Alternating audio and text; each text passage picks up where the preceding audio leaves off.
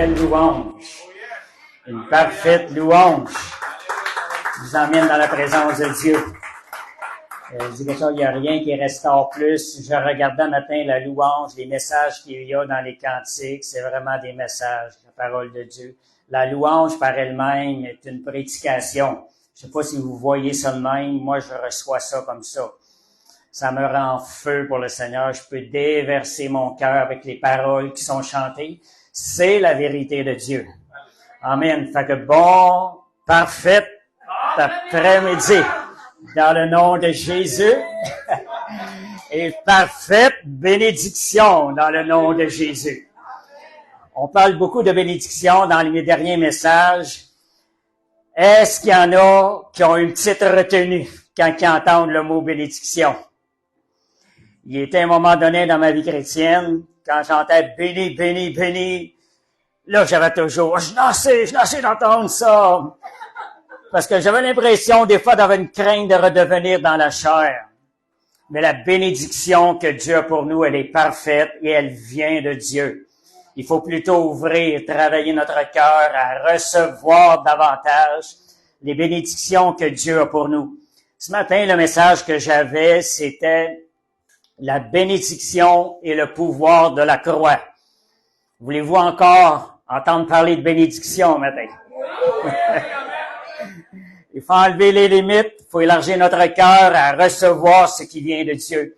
Parce que tout ce que Dieu a pour nous est bon et ce qui va nous fortifier, il va nous faire grandir en lui. Tout ce qui vient de lui. Ça fait partie du cheminement. La première vision, grande vision que j'avais eue du Seigneur, c'était ça. D'élargir ta foi, laisse-la jaillir. Avant, il a la laisser jaillir aussi loin qu'elle peut jaillir. C'était le message que le Seigneur m'avait donné après 5 ans de vie chrétienne. Et ce message-là a marqué ma vie, elle a pris comme un élan complètement différent. Des choses, là, il n'y a plus rien qui était pour m'enlever cette conviction-là, d'apprendre à élargir ma foi et à recevoir tout ce que Dieu a pour nous. Et tout ce que Dieu a pour nous est bon pour nous. Merci Seigneur. Donc, quand je vous parle de la croix, qu'est-ce qui vous vient à l'idée? Qu'est-ce qui vous vient à l'idée? Œuvre tout accomplie. La délivrance, oui. La quoi? Rédemption. Oui. OK. Après ça? Une croix tout seul, ça fait beaucoup de choses. Quand je vous parle de la croix, qui voyez-vous sur la croix?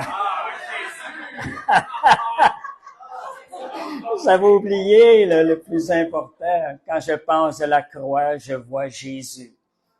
J'ai découvert une bénédiction encore plus grande. Qui est aussi sur la croix? Doit être sur la croix. Le vieil homme. Quand j'ai découvert que le vieil homme, Jésus a été sur la croix, il a été ressuscité. Nous étions là en lui. Et quand on découvre la profondeur de tout ça, j'ai découvert la bénédiction de la croix dans nos vies. Ça date de plusieurs années. C'était une de mes premières recherches.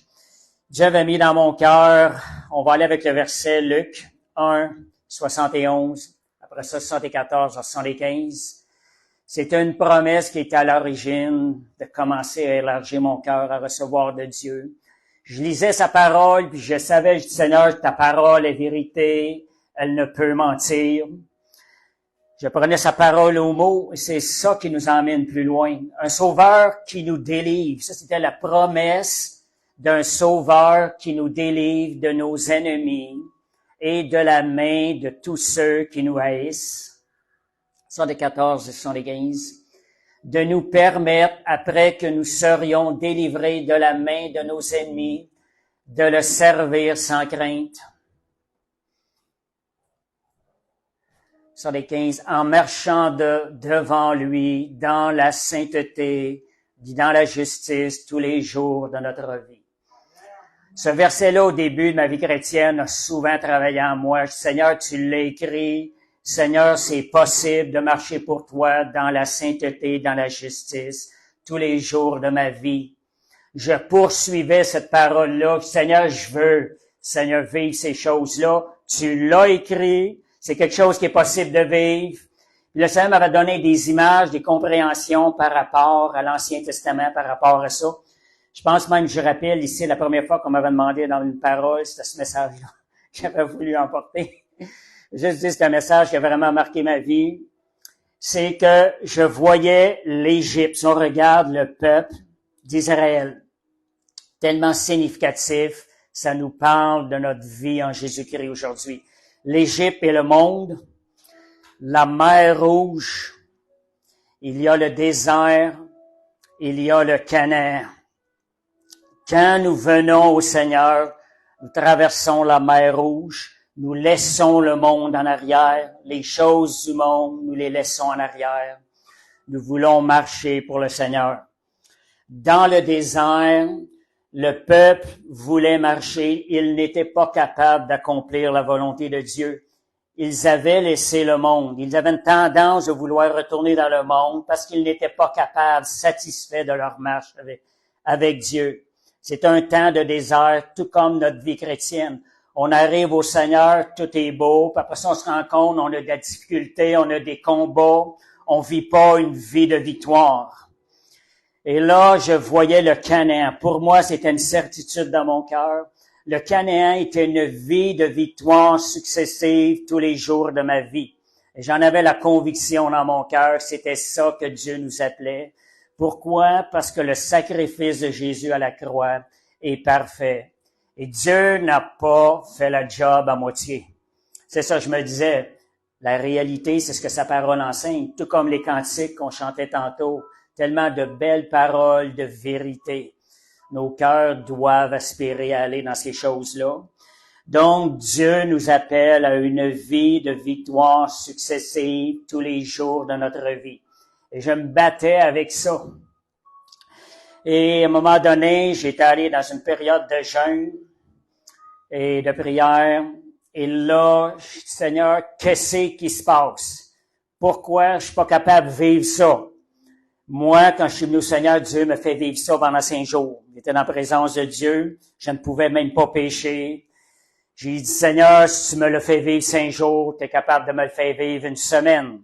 Si tu es capable de me le faire vivre une semaine, pourquoi pas 2 semaines? Et pourquoi pas 2 mois? Et pourquoi pas tous les jours de ma vie? La réalité, la question avait du sens. Le raisonnement avait du sens. Fait que ça m'a emmené à chercher beaucoup. Et dans ce jeûne-là, le Seigneur m'a montré qu'est-ce qu'il y avait. Il y avait quelque chose d'omis dans ma marche avec le Seigneur. Qu'est-ce qu'il y avait entre les déserts et le pays de Canaan? Selon vous, qu'est-ce qu'il y avait? Qu'est-ce qui manquait? La traversée du Jourdain. La traversée du Jourdain, vous voyez, c'est comme la mer Rouge, le monde a été laissé derrière. La traversée du Jourdain, c'est ta chair, ton vieil homme qui meurt, qui est laissé en arrière, ton ancienne manière de vivre qui est laissée en arrière. Et cela était la porte d'entrée dans le pays promis, dans la vie de victoire successive. Et je vous parle du Jourdain, la signification du Jourdain. Quand j'ai réalisé ça, j'ai commencé à faire des recherches. Là, c'est sûr, quand j'ai vu ça, wow, Seigneur, merci Seigneur. Tu sais, fait que là, au Jourdain, c'est le début d'une vie de victoire sur la puissance du péché et de la chair. On sait que Jésus nous a donné la victoire sur le monde, l'esprit du monde, la victoire sur le péché, la victoire sur la chair. Lorsqu'il est allé à la croix, il a déjà pourvu à tout cela pour nous. Qu'est-ce qu'on fait avec sa victoire qui a déjà été accomplie il y a 2000 ans? Qu'est-ce qu'on fait? C'est un fait, ça s'est produit. Pourquoi que dans notre vie, nous ne vivons pas ces promesses-là? Ce qui est arrivé, je vous parle du Jourdain aussi, quand c'est ce qui séparait le désert du pays promis, de la promesse. Au Jourdain, si on regarde, il y a eu le Naaman. Naaman est allé se laver dans le Jourdain et sa chair, elle est devenue pure. La lèpre, elle était laissée dans l'eau. Il y a quelque chose dans le Jourdain où qui demeure, qui ne ressort pas, qui meurt. Il y a aussi Élie, lorsqu'il a fait la traversée du Jourdain à sec avec Élisée. Qu'est-ce qu'Élie a dit à Élisée après avoir fait la traversée du Jourdain? Il lui a dit, demande-moi tout ce que tu veux. Vous voyez, c'est la même chose pour nous. Lorsqu'on va découvrir c'est quoi le Jourdain aujourd'hui. Et pourquoi je vous parle de ça? Ça fait suite aux derniers enseignements sur la bénédiction. Parce que il y a des choses, des fois, lorsqu'on va découvrir c'est quoi, est-ce qu'on va pouvoir rentrer encore plus dans les belles choses que Dieu a pour nous. Et Jésus a été baptisé dans le Jourdain. C'était pour être un exemple pour nous que nous devons suivre. Encore aujourd'hui, il y a des gens qui vont se faire baptiser dans le Jourdain. Par la grâce de Dieu, j'ai un de mes fils. Son baptême a été dans le Jourdain. Et Dieu avait vraiment fait une œuvre en lui. Il ne s'était pas fait baptiser encore. Et là, dans un voyage missionnaire en Israël, il avait pris la décision. Même le Seigneur me l'avait montré avant même qu'il aille. La date. Et c'était exactement la date où il a fait son baptême. Fait que vous voyez, il y a quelque chose dans le Jourdain. Nous abandonnons notre ancienne manière de vivre. Tu sais, on peut avoir délaissé le monde, ne plus avoir d'attrait pour le monde, mais on peut avoir gardé une ancienne manière de vivre et de penser à l'intérieur de nous. Ce qu'on fait avec la parole, on renouvelle notre manière de penser. C'est ce qu'on fait avec la parole dernièrement. La semaine passée, je vous ai parlé de la gratitude. Est-ce qu'il y en a qui ont eu des occasions? Est-ce que ça vous a parlé cette semaine? Est-ce que vous avez mis ça en pratique davantage? Moi, je regarde les choses que des fois le Seigneur me parle. Ça reste marqué. C'est des choses que je dois mettre en pratique.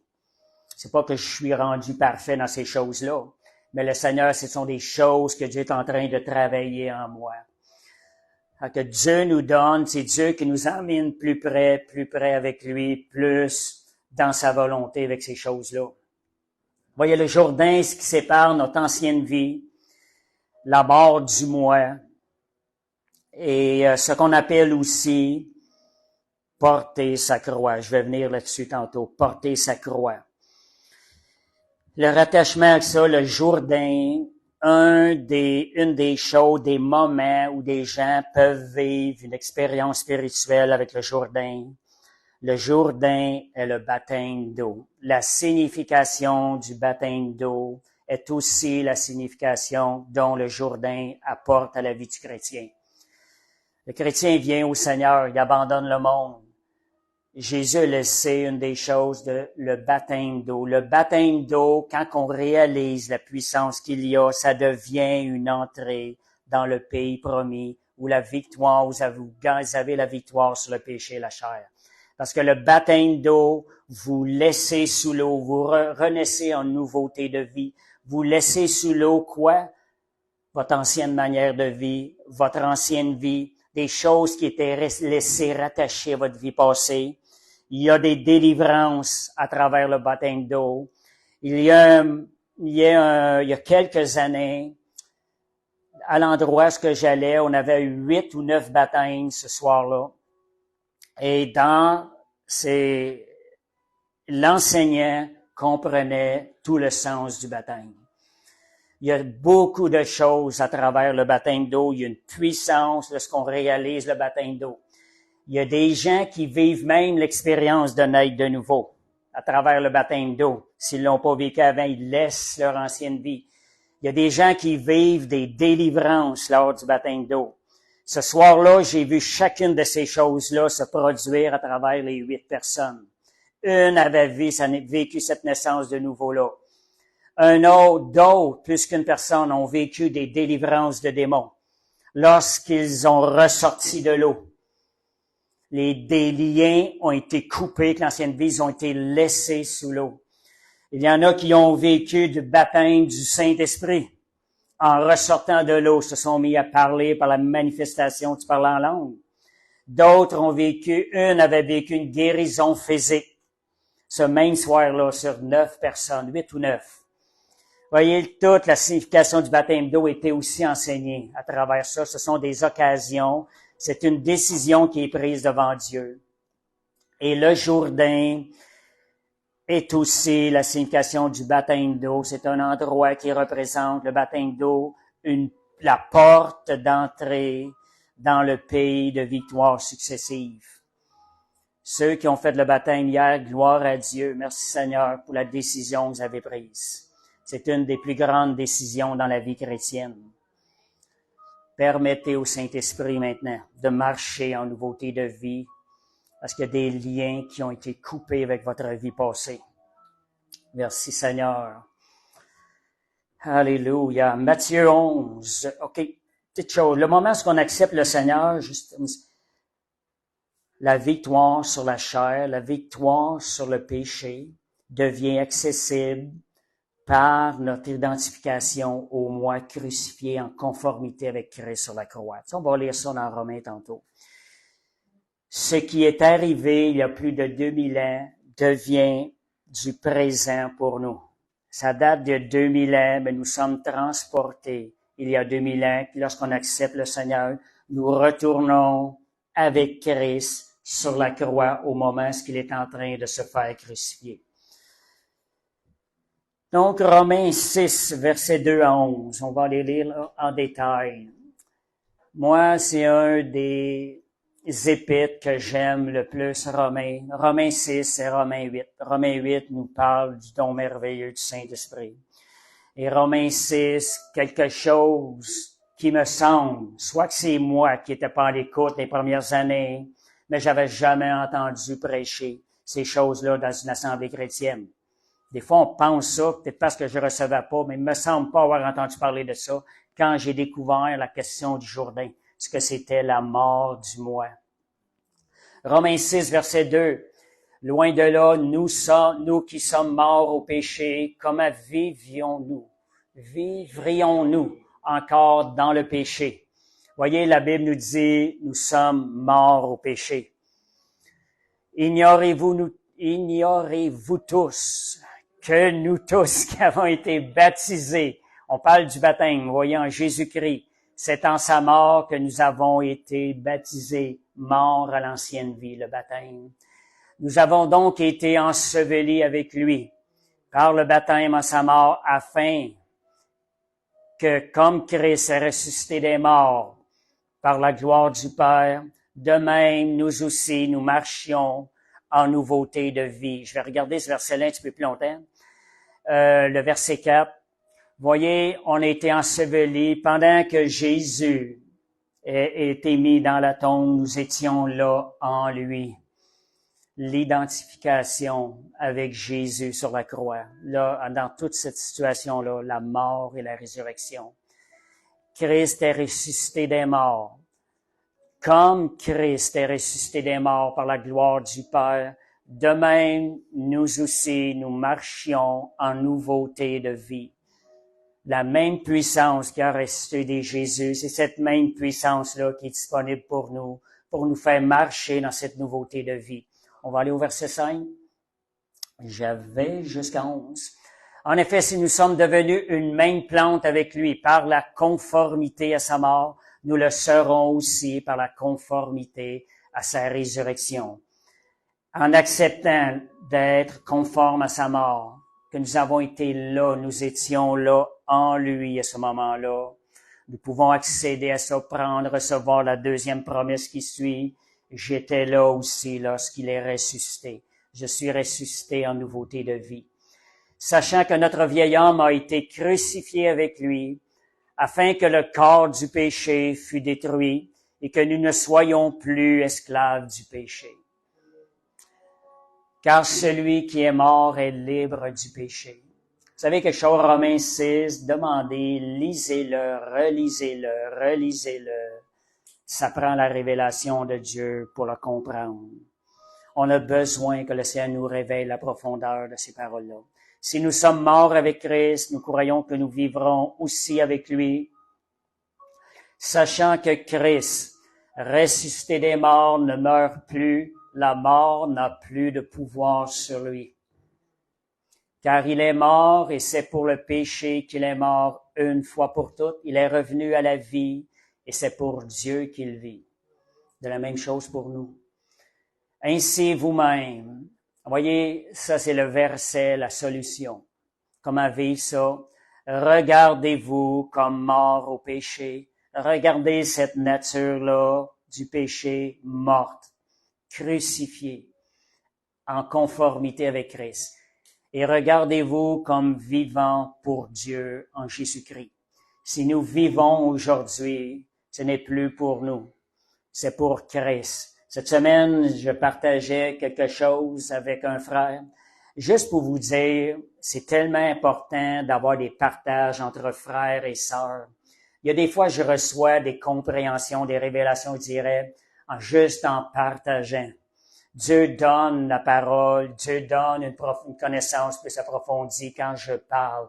C'est tellement important de partager entre frères et sœurs ce que vous vivez, la parole de Dieu. Le Seigneur vous répond, il vous montre des choses pendant que vous partagez. C'est que je voyais, ce que je partageais cette semaine en partageant, c'est que le moment où ce qu'on est venu au Seigneur, si on regarde les versets qu'on a lus tantôt, tout a été pourvu à la croix du Calvaire. Tout a été pourvu pour notre être. On n'est pas en train de picosser pour essayer de conserver le salut ou de gagner le salut au complet. C'est quelque chose qui a été acquis une fois pour toutes. Tout a été pourvu pour votre être. Vous avez pu à vous battre de demander, Seigneur, j'aimerais ça. Oh, Seigneur, je veux ça. Vous pouvez vous le permettre en certaines occasions pour laisser le désir de votre cœur grandir envers ces choses-là. Mais c'est quelque chose que Jésus a déjà pourvu. Et d'autres versets qu'on va voir tantôt, la raison pour laquelle nous avons été laissés en vie, c'est la même raison pour laquelle Jésus est venu sur terre. Jésus est venu pour établir le royaume de Dieu. Donc, on a été laissés en vie pour travailler pour le royaume de Dieu. Ne plus vivre pour nous-mêmes, mais travailler pour le royaume de Dieu. C'est la raison pour laquelle nous sommes ici.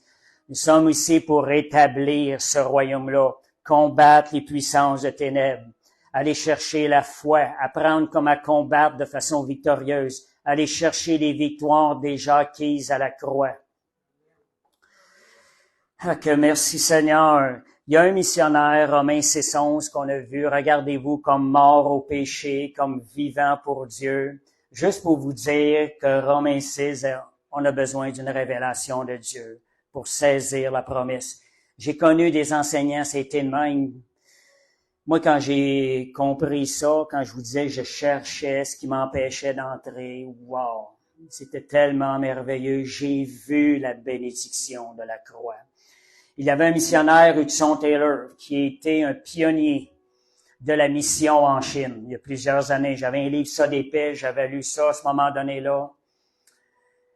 Et lui, là, il combattait beaucoup. Comment ça se fait qu'il n'était pas capable de marcher dans la victoire? Il a vécu beaucoup d'épreuves. Lorsqu'il a eu la révélation de ce verset-là, Romains 6:11, sa vie a été complètement transformée. Il s'est mis à marcher dans la victoire acquise de Christ à la croix. Il a été libéré du fardeau d'essayer de combattre le péché par ses forces. Matthieu 11, 28, 30.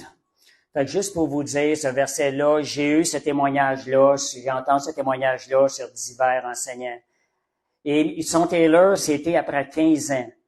Imaginez-vous, 15 ans de vie consacrée à la mission en Chine avant qu'il puisse saisir cette promesse-là. Et j'ai entendu d'autres enseignants, lorsqu'ils ont saisi cette promesse-là, et leur vie a été transformée, ils se sont mis à prêcher d'une manière qui était différente. Matthieu 11, 28, 30, c'est le verset qui est annoncé avec ma photo cette semaine. Venez à moi, vous tous qui êtes fatigués et chargés, et je vous donnerai du repos.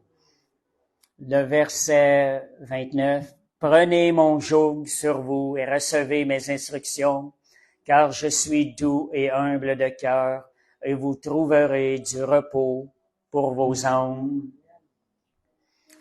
Car mon joug est doux et mon fardeau léger. Beaucoup de chrétiens, à les écouter parler, lorsqu'on parle, prendre sa croix, prendre le fardeau de Jésus, ils sont en train de penser, oh, ça va être plus difficile la vie chrétienne. Mais si on lit le verset comme faux, venez à moi, vous tous qui êtes fatigués et chargés. Le fardeau que vous portez, si vous n'avez pas le fardeau de Jésus, est plus lourd que celui que Jésus veut vous donner. Lorsque vous portez le fardeau de Jésus, il est doux et léger, et le fardeau que vous portez avant, vous l'avez abandonné entre les mains du Seigneur. Donc, ce verset-là n'est pas un appel à venir rendre notre vie plus difficile, mais au contraire, dégager de notre vie ce qui est lourd. Vous savez, il y a des chrétiens qui vivent un peu, il y a une image, à un moment donné, je peux vous dire ça, ça reste marqué, ça l'explique beaucoup comment certains chrétiens fonctionnent. On sait que lorsque le péché est entré par Adam, notre intelligence a été corrompue, notre manière de penser a été corrompue. Je vais vous donner une image. Moi, j'ai cette image-là. Vous voyez en Chine, il y a parfois des genres de petites charrettes. Il y a le petit Chinois en avant avec qui s'en va avec sa charrette en arrière. Et parfois, il donne des lifts à certaines personnes. Fait qu'il rencontre quelqu'un qui avait un gros fardeau sur les épaules, qui était courbé.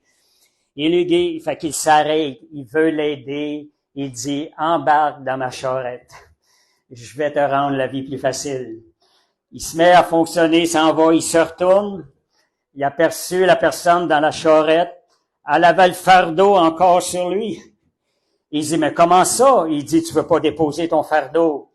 La personne lui répond, t'as déjà assez de me porter sans que tu portes mon fardeau. Je sais pas si vous comprenez le sens, là. Dans la vie chrétienne, on raisonne comme ça parfois. On dit au Seigneur, t'en as assez, mais vous savez quelque chose? Dieu a déjà porté tous nos fardeaux. Fait que remettons ça entre les noms du Seigneur. Dieu n'a pas une vie pour nous autres qui est remplie de fardeaux. Son joug est aisé, son fardeau léger. Donc, en prenant la croix de Christ, qui est de tenir le moi crucifié sur cette croix, c'est le moi qui est tenu crucifié sur cette croix. Nous entrons dans le repos de Dieu, où l'homme se repose de ses œuvres, Hébreux 4:10 qui nous parle de ça.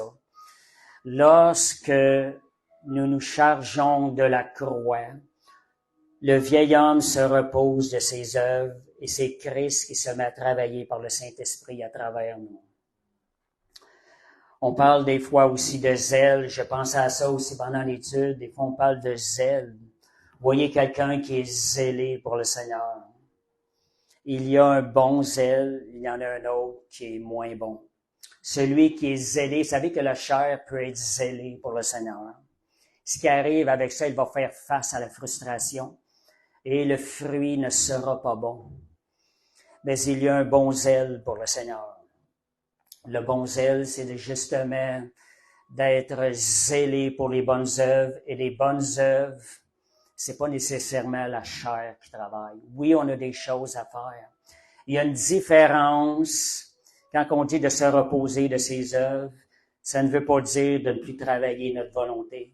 Il y a une différence entre la volonté et de faire des œuvres. Le désir se forme à travers la volonté. Et pas nécessairement en courant et faire le plus de choses possible, mais plutôt de laisser le Saint-Esprit faire ses œuvres à l'intérieur de nous. Donc, qui est sur la croix? Je reviens à ce que je vous parlais au tout début. Qui est sur la croix? La bénédiction de la croix. C'est le vieil homme crucifié. Notre ancienne vie. Il y avait un chant il y a plusieurs années. Moi, quand j'avais compris ça, il y avait ce chant-là. la croix devant moi, le monde derrière moi, je le suivrai. Et l'image était claire pour moi. Cette croix-là que je porte, cette croix-là qui est devant moi, ce n'est pas Christ que je vois crucifié. C'est mon vieil homme que je vois crucifié. Notre marche dans le Seigneur est de voir ce vieil homme-là et de le tenir crucifié. C'est la porte d'accès à cette vie de victoire pour notre vie. Le vieil homme, notre ancienne vie, est un obstacle à la bénédiction de Dieu dans notre vie. Il faut le tenir crucifié. Parce que c'est le Saint-Esprit. Quand vous marchez dans la foi de l'œuvre tout accomplie en Jésus-Christ, c'est le Saint-Esprit en vous qui se lève et qui se met à accomplir toute la volonté de Dieu. Galates 2:20 nous dit, si je vis, je vis dans la foi. Ce n'est plus moi qui vis, c'est Christ qui vit en moi. Ma vie, je la vis dans la foi au Christ Jésus, qui est mort et ressuscité pour moi. La vraie marche de victoire, c'est une marche qui se vit dans la foi, de l'œuvre tout accomplie. Et à ce moment donné-là, le Saint-Esprit en vous se lève.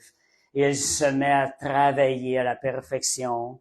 Il se met à travailler pour accomplir toute la volonté de Dieu.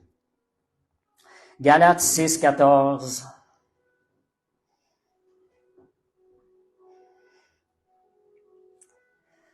Merci Seigneur. Alléluia.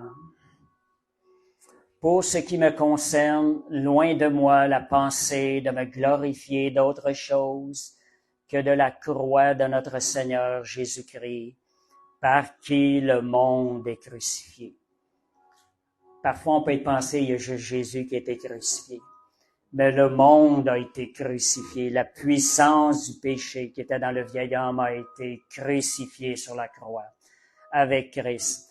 Il a été crucifié pour moi comme je le suis pour le monde. Maintenant, nous vivons. Christ a été crucifié pour le monde. Nous vivons aussi pour le Seigneur. Nous vivons une vie de crucifié. Merci Seigneur, l'homme, le vieil homme. Mais c'est une vie qui est agréable. C'est une vie de bénédiction. Parce que ça rouvre la porte, comme je vous disais, au Canaan spirituel. Lorsqu'on tient le vieil homme sur la croix. 2 Corinthiens 4, versets 10 à 12. Portant toujours avec nous dans notre corps la mort de Jésus, afin que la vie de Jésus soit aussi manifestée dans notre corps. Et ça dit portant toujours. Le mot toujours a une raison d'être là. C'est quelque chose qu'on ne doit pas oublier.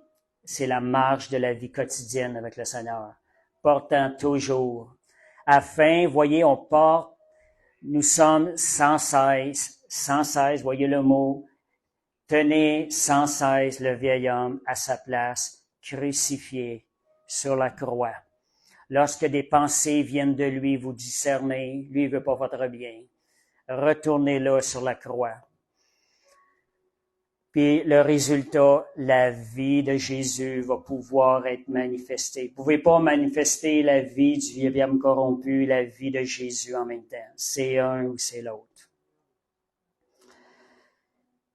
Ainsi la mort agit en nous. 4:12, le verset 12. La mort agit en nous et la vie agit en vous. Quand nous marchons dans l'accomplissement de l'œuvre tout accomplie, nous apportons aussi la bénédiction aux gens autour de nous et la vie autour de nous. Il y a quelques semaines, je vous avais à dire, nous avons été bénis afin de bénir les gens autour de nous. 2 Corinthiens 12, 9 à 10. Petite 2 Corinthiens 12, versets 9 à 10, des versets qui sont, je dirais, compris, très mal compris, que j'entends souvent, même dans des écoles bibliques, malheureusement. Ici, ça dit, ma grâce te suffit, car ma puissance s'accomplit dans la faiblesse. Je me glorifierai donc bien plus volontiers de mes faiblesses, afin que la puissance de Christ repose sur moi. Et le verset 10. C'est pourquoi je me plais dans les faiblesses, dans les outrages, dans les calamités, dans les persécutions, dans les détresses pour Christ, car quand je suis faible, c'est alors que je suis fort. Ici, le mot-clé du verset de Corinthiens, de ce chapitre-là, c'est la persécution. À travers la persécution, la grâce de Dieu se lève et c'est elle qui pourvoit. Ce n'est pas question de maladie ou quoi que ce soit. La maladie ne vient pas de Dieu. La persécution, ce sont des anges de Satan qui agissent dans les personnes autour de nous pour nous faire du mal. Pourquoi que j'appelle c'est ça? La persécution, elle est parfois nécessaire parce qu'elle vient briser l'homme et le tenir sur la croix. Lui qui veut parfois se relever. Le tenir sur la croix, elle le tient crucifié sur la croix. Donc, l'expérience du Jourdain, je reviens au Jourdain, la croix est le prérequis à une vie de puissance et de victoire successive tous les jours de notre vie. On parle de puissance, c'est la porte aussi à la puissance de Dieu dans notre vie. Nous avons été libérés du châtiment du péché, mais aussi délivrés de la puissance du péché. Il y a deux choses. On sait qu'avec notre vie de péché, nous méritons la mort. Il n'y avait pas d'accès vers le ciel. Il nous a pas seulement payé le prix du châtiment qu'on mérite, mais il nous a donné aussi la puissance de marcher dans la victoire sur le péché. C'est deux choses. Je vous partage ces choses-là pour vous emmener dans la foi. Dieu veut développer en nous un esprit de combat. Lorsqu'on va recevoir ces choses-là, qu'on va réaliser qu'on a la victoire sur l'ennemi, nous allons prendre davantage à travailler pour le royaume de Dieu, pour établir le royaume de Dieu. Nous allons utiliser la parole de Dieu pour combattre, déclarer ça à l'ennemi. Des situations qui viennent nous attaquer, au nom de Jésus, je bénis cette situation. Vous allez bénir cette situation-là dans la pensée que Christ a vaincu toute œuvre de l'ennemi. Et l'œuvre de l'ennemi devient sujet et contraint de servir le plan de Dieu. Donc, la croix du croyant est la croix du calvaire, celle-là même à laquelle il a été crucifié avec Christ. Il ne faut pas oublier que nous avons été crucifiés avec Christ. Et lorsqu'on porte cette croix, sa mort devient notre mort, son tombeau, notre tombeau, sa résurrection, notre résurrection. On ne s'arrête pas à moitié du chemin, on prend aussi ce qui nous donne la puissance de la résurrection. Jean 12, 24. C'est sûr qu'il y a toujours un peu de la chair en nous, fait que des fois, c'est pour ça que l'enseignement est là. Nous rappeler, il y a quelque chose qui doit mourir à l'intérieur de nous si on veut marcher pleinement en Christ. En vérité, je vous le dis, si le grain de blé qui est tombé en terre ne meurt, il reste seul. Mais s'il meurt, il porte beaucoup de fruits. Voyez, il est nécessaire que quelque chose meure afin qu'il en résulte une vie de fruits, de bénédiction, une résurrection. Quelque chose doit mourir pour qu'il y ait une résurrection quelque part. Philippiens 3, verset 10. On parle de puissance aussi. Afin de connaître Christ et la puissance de sa résurrection et la communion de ses souffrances, en devenant conforme à lui dans sa mort, pour parvenir, verset 11, je pense que je l'avais pas ici, si je puis à la résurrection d'entre les morts. Voyez, ça dit ici la communion de ses souffrances. Je trouve que beaucoup de gens, la souffrance est mal interprétée aussi dans la Bible. On associe ça, beaucoup de personnes associent ça à la maladie, la souffrance. C'est pas la maladie telle qu'elle. Il y a des choses, des combats qu'on va avoir à vivre. L'ennemi va venir attaquer. Il y a certaines souffrances à l'intérieur de nous. Et la persécution est la pire attaque de l'ennemi, celle qui vient directement de l'ennemi. C'est une souffrance. Donc, il faut mourir afin de vivre. Un autre cantique, entre tes mains, Seigneur, je remets mon esprit. Il faut mourir afin de vivre. Quelque chose doit mourir afin qu'il y ait une résurrection dans notre vie. La mort du vieil homme dans le Jourdain, elle doit être laissée.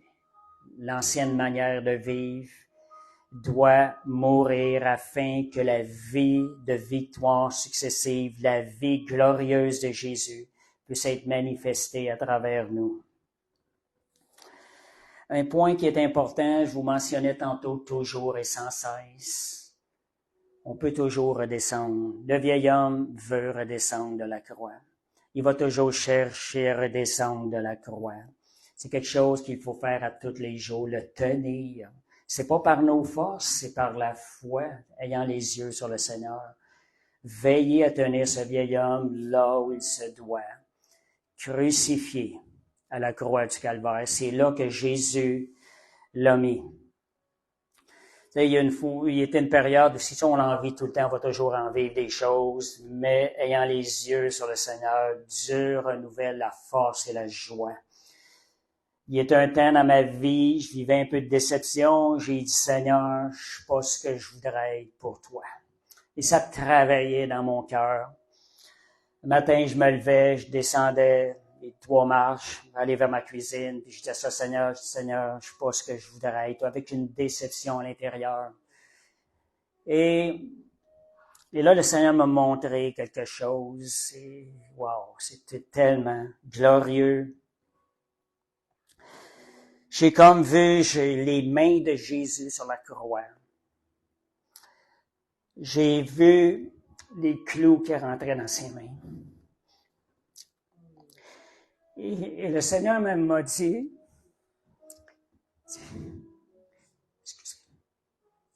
il dit, à chaque fois, tu t'en fais pour le vieil homme. Oh, il m'a dit ça juste avant. Il m'a dit, lorsque j'étais sur la croix, lorsque j'étais au plus grand de ma souffrance, il dit, j'ai tout vu ta vie de péché au complet. Et pendant que je souffrais, je t'ai prouvé mon amour, puis le clou rentrait en mourant sur toi pour la croix.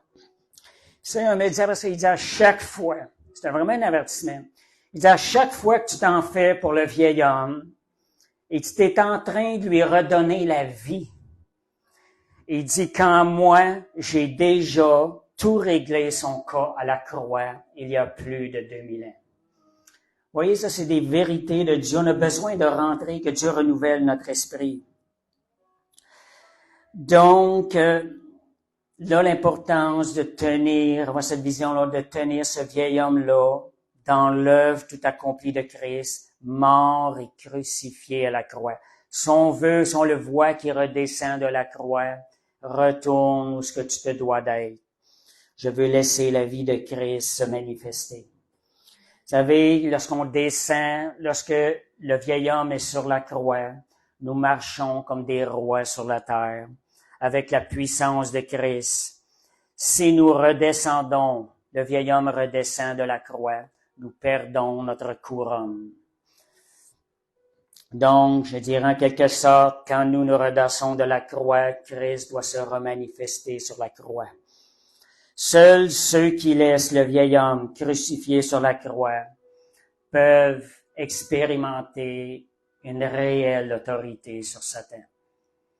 On a des choses à apprendre. Un matin, je parlais à quelqu'un, c'est important d'apprendre à discerner là où il y a des portes ouvertes à Satan dans notre vie. D'apprendre à discerner des choses, je regarde.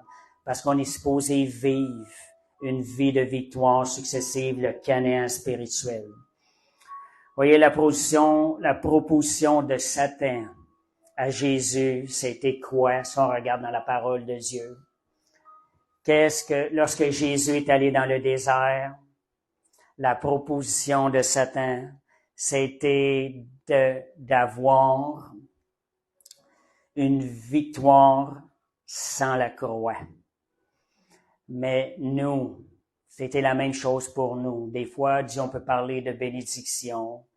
Mais voyez, il y a un point qui peut devenir un obstacle à la bénédiction de Dieu. C'est ce vieil homme-là qui veut reprendre sa place. Il faut le tenir à sa place afin d'aller encore chercher une bénédiction plus grande en Christ. C'est pour ça que le sujet d'aujourd'hui, je vois la bénédiction de la croix. En voyant ce vieil homme-là crucifié, nous avons maintenant accès à une vie de résurrection. Donc, c'est le résultat de la croix, c'est une vie de bénédiction et d'accès à ses richesses abondantes, une vie de puissance sur l'ennemi. Et c'est quelque chose qu'on va avoir à chaque jour, à veiller. Seigneur, je regarde à toi, Seigneur. Toi, tu as réglé son cas il y a 2000 ans. Je m'accorde avec toi. Je m'identifie avec ton œuvre, ce que tu as fait à la croix. Et Seigneur, j'entre dans cette vie de promesse. J'y crois, je le reçois. Au nom de Jésus. Merci Seigneur. C'était l'enseignement de ce matin. On peut, Seigneur. Amen. On va prier. Père Céleste, on te remercie pour ta parole. Seigneur, c'est toi qui donnes la vie à ta parole dans nos cœurs, Seigneur, par le Saint-Esprit. Nous ouvrons nos cœurs, Seigneur, ce que le Saint-Esprit nous rappelle. Cette parole, parce que, Seigneur, nous voulons marcher dans ta volonté. Nous voulons grandir en toi, Seigneur, et servir le royaume de Dieu. Amen. Merci, Seigneur. Amen.